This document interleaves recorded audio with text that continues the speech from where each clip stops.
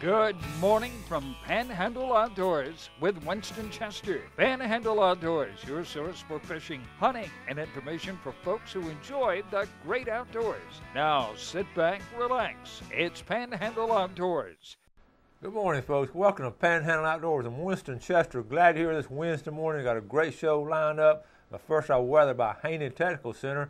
We're in just a gorgeous week of weather. I mean, it started on Sunday and it's going all the way through till now. High today is going to be 74 and low 58. That's Chamber of Commerce weather right there, especially the first week of December. Water temperature is at 65 degrees, and I'm going to get some really good fishing reports we're going to talk about later on in the show. Let's take a look at our river readings right now. The Apalachicola at Bluntstown is level off. It did get up high, like we said last week, but now it's at a 5.9. And it's going to level off right around 6 foot. Looks like it's going to do some weekend fishing. It's going to be right around 6 foot for the weekend.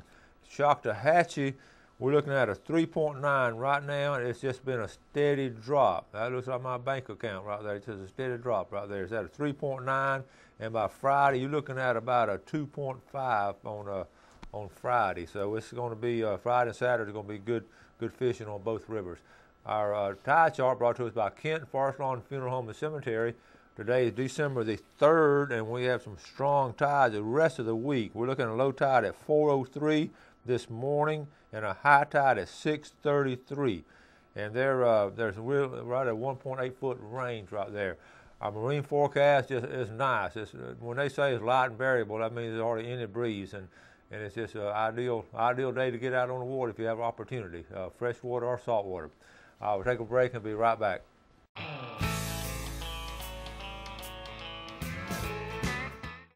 Hi, welcome back, and welcome Captain Rick Corley. Good morning. Rick, we were talking before we came on the air and all, you know, this is December. Yeah. And we're all, I think, especially guys, I want to use the word scrambling because we usually wait the last minute, but we all try to get our Christmas shopping out of the way for everyone and all. And you were out the other day and you told me you ran across something unique. Yeah, in fact, you called me up. Yeah, I ran across a couple of things. One, I went in a little store called Shadow Box on 1711 Thomas Drive. And of course, they have a lot of unique little things, and I was looking for a real neat little table for a stereo to sit on. Mm-hmm. Well, I found what I was looking for there, and got to looking around. And there's Hat Box company in there has these palm hats, you know. Well, usually those are real expensive, and these were, you know, they're not cheap, but they're more economical than usual. And I ordered one. I've got me a wide brim when it's hot, you know, in August, man. They're nice. So if you're looking for something that's unique and different, I'd suggest going by Shadow Box there on Thomas Drive. Okay. They're nice people, and it was really a neat thing to do. And I was able to find what I was looking for, not only for my wife, but for myself, you know. And I said, well, that's almost a one-stop shop. Well, I know you're outdoors a lot with on the boats and everything. We talk about it all the time about having a wide brim hat, especially as much as we're all outdoors, Yep. And that's a good idea. Oh, yeah. Well, and they're UP50. They really do block the sun, and that's important. Otherwise, you'll wind up like me, 2 surgeries and 43 radiation treatments later, and you'll find out melanoma cancer is not any fun. Yeah. Also, there's a new website that people need to know about that might do something for them, too. It's called Bay County Bling, Buy, Sell, and Trade. Again, that's Bay County Bling, Buy, Sell, or Trade, and Trade. It's online now, and it's a place they can go, just like the Bay County Guns and Ammo, Buy, Sell, and Trade. It's like that, only it's jewelry. So, you know, if your significant other likes jewelry, there's a place you might try. I found it the other day. So there's a few things out there for guys to be able to do to keep them out of the doghouse. Well, we know we need all the help we can get. I mean. And we talked about this yesterday. We looked at that video from Blue Water and all the different things. And it's you know, we're bad about procrastinating. So every year I say I'm going to get all mine done the first week of December. So I only got a couple of days left, but I'd never get it all done. But that's a good idea, those caps and getting those nice hats. Oh, yeah. That hat, like I say, I'm looking for, I usually wear caps, but by ears then, you know. And I don't play with that stuff anymore, so I'm gonna probably switch from being a cap to a wide brim hat unless it's real windy. Another neat little thing too, just talking about different ideas and all. You do a lot of shooting and all, and the sound guards and all. You know, those are good. Yep. We didn't mention that yesterday. No. You went to the shooting range the other day, and everybody had them on. Oh yeah. And it's. I like the new style that's got the battery, and what it does, the minute you pull the trigger and it gets that hypersonic crack, they shut down, and then as soon as that's over, they're back. I can talk to you just like we're talking here, and you can hear. They're really nice because you don't miss anything in the conversation, but it doesn't allow the high frequency crack to get through to your hearing. So, and they're not that much more expensive than the regular. That's what I was wearing the other day. Yeah, I like those. That's a good idea. I need to get some of those too. Also, you know, guys and girls that have a lot of guns. You know, getting them shells and cartridges and all is always a good idea. Oh yeah. You always go through them at target practice. You bet. And of course, Money Miser's got some good prices on that on 23rd, and of course. Finding ammo's hard, so there's Ronnie Groom downtown, you know, C&G and those people. So yeah, that's a good idea. All right, we're going to take a quick break and come back. We're going to talk about some boats, okay? Yep.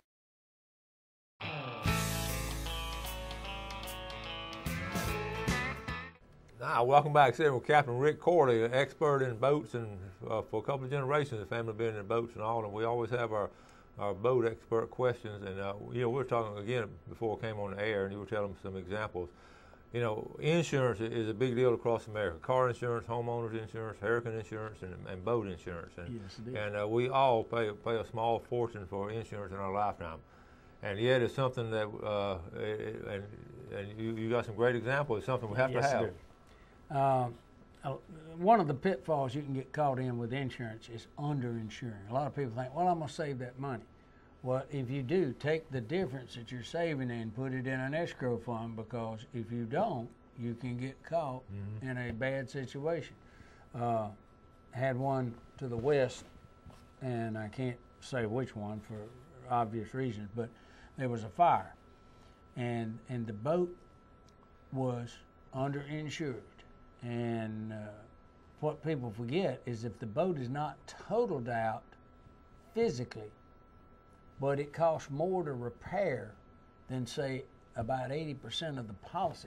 Let's say you got a boat that's worth $100,000, okay? But you, instead of insuring it for $100,000, you insured it for $50,000. And you think you're saving money because you're not paying as high a premium.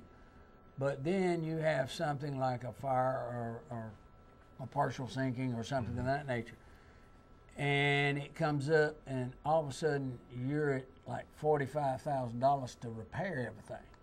Well, $45,000, when you divide that by 50, that's 95% of the total.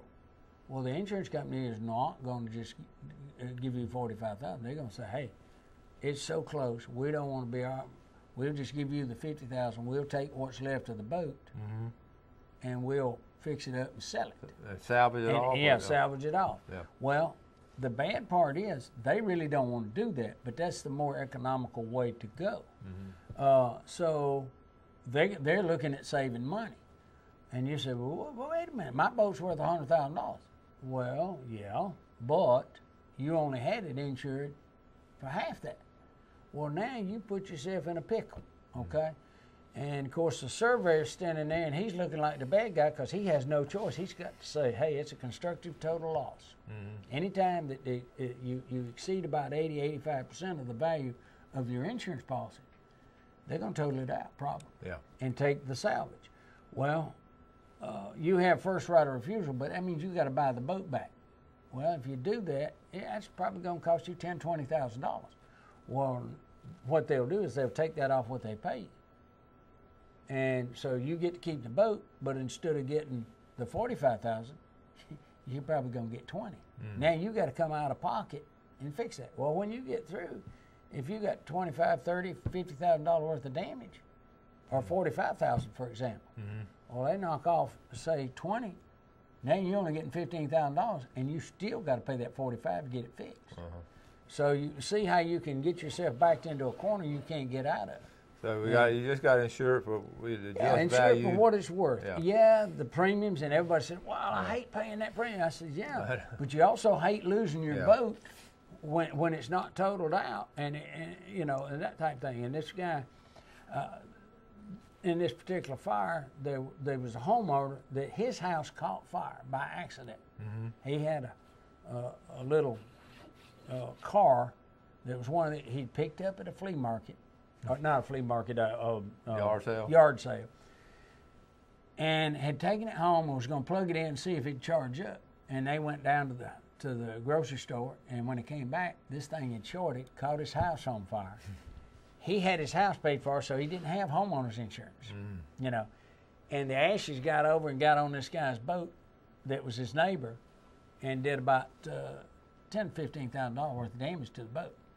And I was asked to go over and look at the boat. That's when I found out this guy, and he didn't have homeowner's insurance. And of course, the bad part is he don't have anything, but the insurance company of the boat owner will fix the boat. Thank God he had full insurance. He was smart. But this poor homeowner, he's lost his house, but they're gonna subrogate against him to recoup the money they had paid to fix that boat. Yeah. Because if his house hadn't caught fire, this boat wouldn't happen. You know how they go. So when the lawyers get in there, it can get really messy. Yeah. So insurance, it's a necessary evil. If you carry an insurance, carry the value that you have. If you got a $100,000 boat, insure it for $100,000. Don't insure it for $75 or $50. You're rolling the dice. And if anytime you gamble, the house has the better odds. Yeah. In gambling. Oh, yeah. And the insurance company's going to have the better odds. You betcha. It's not their first rodeo. No. Well, we're talking about boats sinking and odd end things, how odd accidents happen. And you were talking about how sometimes you're talking about an inch hole will bring in how many gallons? A 1 inch hole, 1 foot below the water line, will put 678 gallons per hour in a boat. Well, a lot of times people say, well, I got a 1,500 gallon an hour rule. No, you don't. That's if it's pumping straight across. Well, it's not pumping straight across. It's pumping up and out, so you got an anti-siphon, and you're not going to be having it backflow. Yeah. So with that, you're only pumping half. If you're really good, you're pumping about 750 gallons an hour. Well, yeah, that 1 inch hole, that pump will keep up with for a while. But you got to remember also, that pump is running off batteries. And there's a battery charger. But that battery charger slowly charges that battery. So it's designed that the pump kicks on, it pumps for a few minutes and quits. Then it sits there for quite some time while the battery recharges back up. But if you've got a constant draw on that pump, fighting that water, then that battery is eventually going to go dead, even with the charger on it, because you're pulling more juice than you can put back in at the same time. And it'll eventually, the pump will quit, and then guess what? Boat's going to the bottom. Now, would you recommend getting a bigger pump than, 1,500 gallon? What would you recommend? I really personally like these somewhere between 2 and 2,500 gallons an hour, because if you cut it in half, you're looking at 1,000 to 1,250 gallons an hour. And all of these pumps are designed to handle seepage and condensation and things. They're not damage control pumps. They're not designed for long extended pumping, continuous pumping. And you got to stay on top of it. Yeah, a lot of times what I did on my boat when I had the Captain Tom Corley, I had them put in a seacock and put an extra pickup where I could use the cooling pumps on the main engines by turning off the intake, opening this valve, and use it like a pump. Because now those pumps are designed to pump water all the time at a high volume to cool that engine, and they are great for damage control. And you've got both engines running, and while you're running to the house, you pump it. Okay, all right. That's all good advice, and a lot of times we just take it for granted. A lot of those things and all. And every time I've learned something, it's cost me money. The hard way? Yeah. It's called School of Hard Knocks, but every time I've really gotten an education, it's cost a lot. Well, we're going to try to get some pictures up here. What I want to do, go from boats into fishing. Now, we talked about this yesterday. I'm going to show these two pictures yesterday. What was fascinating about these pictures, they were sent in, it was Sunday afternoon, and one of the pictures comes from the far eastern end of Bay County, right there at Mexico Beach, and the other picture comes from the far western end, on the west end of the beach, right before you get to the Walton County line. It's fascinating. And then I'll also show you a picture of a nice buck a young lady in my class got. So here's a picture we showed yesterday. Wow. All these whiting that were caught over there at Mexico Beach. That is that's some good eating right there. Mm-hmm. And that was a lot. I'm sure it was a lot of fun catching. I was sending into Panama City fishing. Now the second one, this is a nice. This time of year to catch that kind of pompano and redfish and all, that's just some really good fishing. That is okay. That is right there. That's Adam Coleman sent that picture in. Now let's go to. I didn't show this picture yesterday. This is a nice picture. This is Brittany Erdman. She's a senior in my class, my fourth year class at Mosley. She and her dad, she and her family went up to. They have a lease at Richland, Georgia, and this is a 210-pound 8-point buck. Wow. That is a nice buck, and she was so excited. She emailed me the picture, and she was excited talking about it in class. And they got a couple. They got two of them there. That's some really big deer. Those Georgia deer are really, really big and all. Okay. And a quick announcement for this weekend over at the Biophilia Center, Saturday at 10 o'clock to 3 o'clock. They're having a winter wonderland, gingerbread house decorating and all kind of things there. Story time.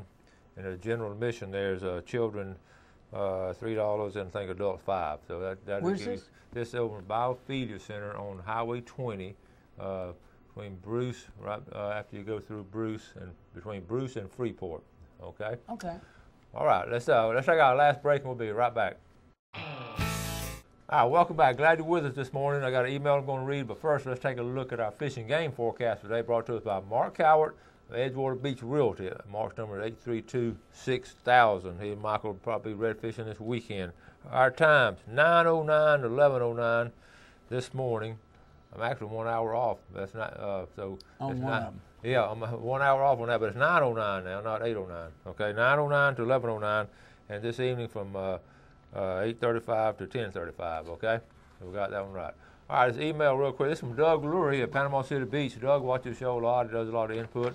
And quick email. This is about Old Pass now. He said, my wife talked me into taking a European river cruise on the Danube River in Germany, Austria, and Hungary. It is amazing that these countries can line the river for almost 200 miles with riprap rock and channel for their commercial purposes.